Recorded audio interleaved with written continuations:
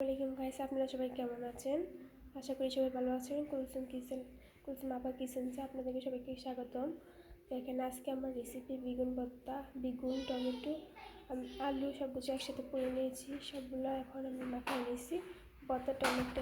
আর এখানে একটু সরিষার তেল দিয়ে দিয়েছি, শুকনো মরিচ, পেঁয়াজের পাতা সব দিয়ে মাখিয়ে নিয়েছি। খুব ভালো টেস্টি হয়েছে। আপনারা কীভাবে বাসায় ট্রাই করে দেখবেন, মাশাআল্লাহ আপনাদেরটা অনেক ভালো হবে। দেখেন আপনাদের জন্য শুভকামনা রইল। আর দেখেন এটা হচ্ছে কুটুমবাড়ির মিষ্টি, অনেক টেস্টি হয়। এটা দই কুটুমবাড়ির দেখেন এখানে হাঁসের মাংস রান্না করে নিচ্ছি, মাশাআল্লাহ। দেখেন এগুলো হচ্ছে আমাদের সকালের নাস্তা সব কিছু। আর এটা হচ্ছে বেগুনের বড়া, এটা হচ্ছে মুরগির মাংস।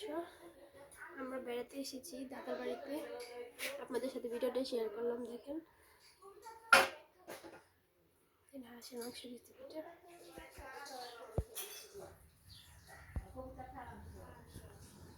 বেগুনের বড়া, মুরগির মাংস।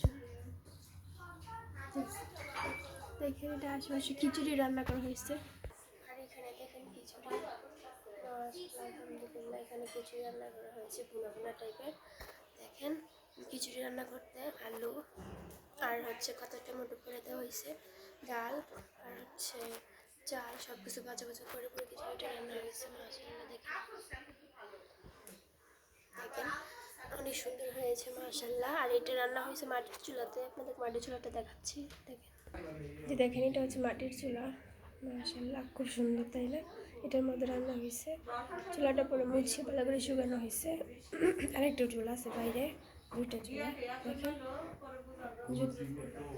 দেখেন তো আমার ভিডিওটা যদি ভালো লাগে অবশ্যই আপনারা লাইক করবেন, কমেন্ট করবেন, শেয়ার করবেন, সাবস্ক্রাইব করতে ভুলবেন না। অবশ্যই সাবস্ক্রাইব করে দেবেন, পাশে থাকা বেল আইকনে ক্লিক করে দেবেন। আল্লাহ হাফেজ।